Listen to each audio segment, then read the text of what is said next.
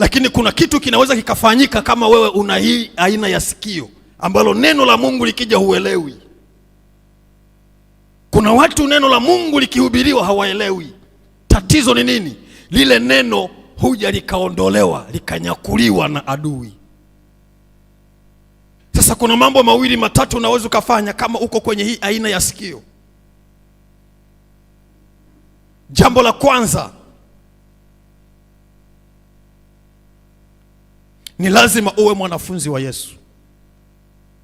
Kubali kuwa mwanafunzi wa Yesu.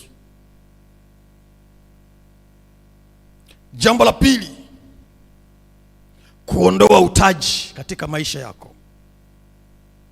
Kuondoa utaji katika maisha yako. Towashi alikuwa anakwenda Yerusalemu kuabudu, anatoka ibadani lakini hajaelewa hata alichofundishwa.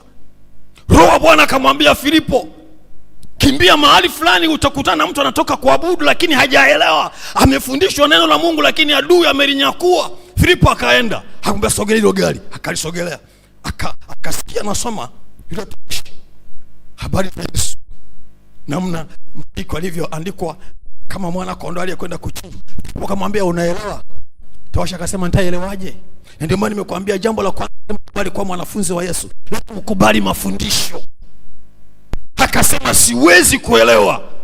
Akamwambia panda kwenye gari, akapanda akaanza kumfundisha.